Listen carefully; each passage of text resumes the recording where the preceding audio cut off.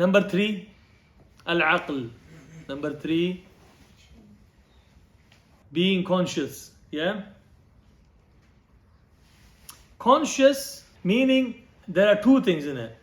A person is unconscious meaning he's knocked out. He's knocked out. His aql is gone temporarily. Yeah?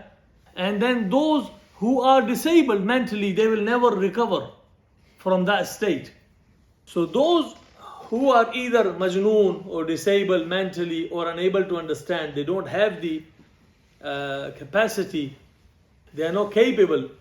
So there is no question about them that there is no responsibility of salah on them. That's easy, all right? The same hadith we did a minute ago, رُفِعَ الْقَلَمُ عَنْ ثَلَاثٍ. So majnoon, حتى يبرأ, حتى يعقل, حتى يفيق, whatever riwayah you follow. But حتى يعقل, if he doesn't, that means there is no salah on someone who has not the ability and capability to pray. Okay? Mentally. Not physically, mentally. Alright? Inability to think correctly and process information means no responsibility can be given to them. And in Sharia, they are free from taklif. They are not mukallaf. They have not been given any responsibility until they regain or regain their aql, consciousness, intellect, or they recover from such illness. And if they recover from that state, then they will be given. So those who are permanently in that position, they are not in question. No one, there is no madhahib in that. They are free. Okay? But there are zawal of aql which is not permanent, temporary. Okay? Firstly, if someone has lost their sense, their mind, because of drinking alcohol or taking drugs, something self-inflicted madness, yeah? لا تقربوا الصلاة وأنتم سكارى. It doesn't mean they are free. وأنتم سكارى, meaning while in this state you must not pray, but the salah is still fard on them. They have to pray. They have to do tawbah as well. Okay? That's the first one. Self-inflicted. Secondly, someone is sleeping. Someone is sleeping. It's a human need to sleep.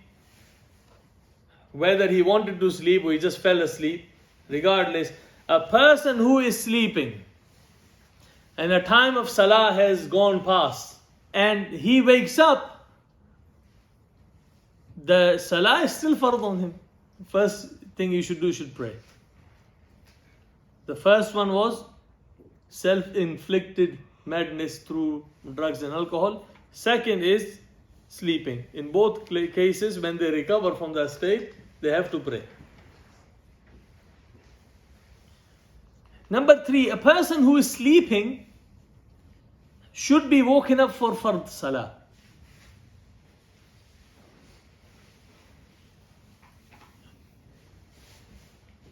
But you can't wake up an alcoholic, he's completely drunk. You just have to wait. Yeah? He has to recover himself. A sleeping person, a person who is sleeping, can be awakened. You can wake him up. There's no problem with that. And in both cases, qada is due. And we know from Nabi Sallallahu Alaihi Wasallam, at many places, he has woken up sleeping people from salah.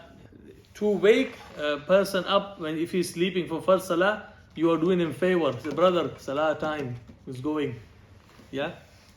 Like you will wake people up for suhoor. And on this very important point, salah is fard on us.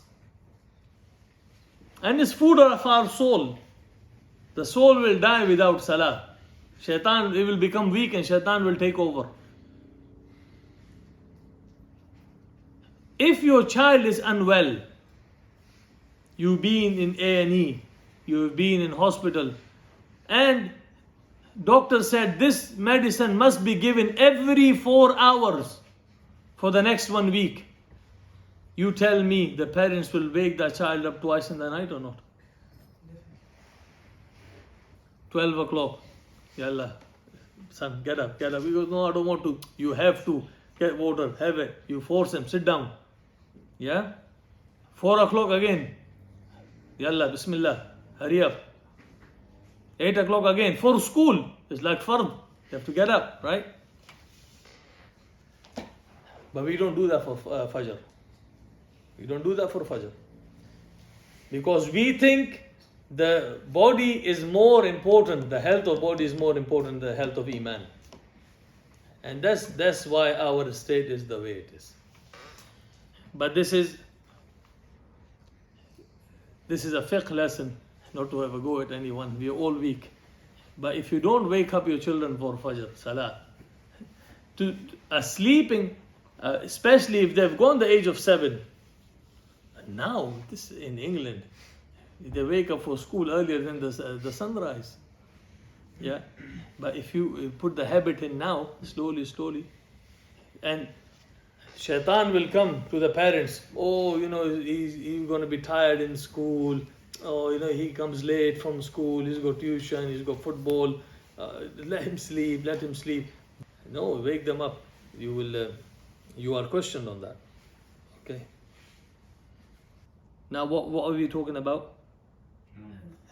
We're talking about someone, let's say, become unconscious or became mad. Yeah? Someone became unconscious or someone became mad. Temporarily, not long term. People have different mental issues. Allah save us. Let's say a person goes through these problems. If someone becomes unconscious for a long period of time, long enough for a time of Salah to go past, long enough for a Salah, let's say if someone became unconscious after sunrise in the morning, but he was woken up and fine before Dhuhr starts, there's no problem, there was no Fard Salah in that time, right? But if someone became unconscious or became mad, when I say became mad, it sounds bad, but just to make it easy for myself, his mental state was not right, and he had some sort of a issue mentally that he was not himself, unable to think during a Salah time, and the Salah time has gone past. So it was Dhuhr time gone past, Asr gone past, Maghrib gone past, Isha gone past, and that person has not recovered from their state. When that person does eventually recover from their consciousness or from their mental state, when they wake up and when they are able to pray, is there qada on them on the salahs which were missed or not? That's the question. Okay. Shafi'is and Malikis, both madhab, they in general say there is no qada for them because they were not in the state for salah to be fard on them. They are not like someone sleeping and they're not like someone drunk. This was different. They said they don't fulfill a precondition of salah in that state. Right? So, Shafi'is and Malikis, they say, رُفِعَ الْقَلَمُ عَنْ ثَلَاث, they are from them, or عَنْ ثَلَاثَ. Okay. What do Ahnaf say? Ahnaf say, the way the fiqh of Ahnaf is,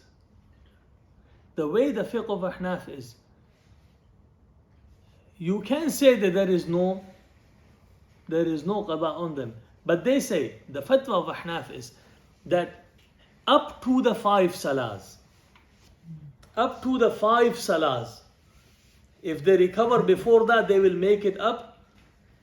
But if it's more than that, they don't have to make up anything. they do not need to do qada. If someone was unconscious for 20 days, he wakes up, doesn't need to make up any of his salah. But if someone was unconscious for 1 salah, 2 salah time to pass, they say he would make it up, and it's more like it is from a Muslim, he will make him feel better. He will make him feel better, I've done my salah. It's not too much of a burden to pray 2-3 salah. But if someone wakes up after a year, you're going to tell him, pray all your salah. But the other madhab say you don't even have, the salah was not even fard on you. So you can say it wasn't fard on him. But the Ahnaf say we should see if it's more than a day and night, it's more than 5 salah times have passed. Some Ahnaf said 6 salah time. But if it's more than that, they say we will tell him they don't need to make it up. But if it's just 1 or 2 salahs or maximum 5, they say we will encourage him to pray his salah what is messed up. So that's doable. Yeah? Okay. Hanabila, they say there is qada on them. Hanbali says, because they, in their madhab, it's like sleeping. They base it on sleeping. There is a hadith as well. Because there is a hadith, the madhab of Hanabila, obviously they always incline towards the riwayat. The Ammar radiallahu ta'ala anhu was unconscious for 3 days. And then he did qada of his salah. Okay? But the other schools, this hadith is not proven as a weakness. And there is no other hadith on the matter to prove that. This hadith is not usable. Alright, there's a weakness in the hadith. Alright. So they have based it on that hadith and said it's like sleeping. So Hanabila say he will pray when he wakes up from unconsciousness. Okay.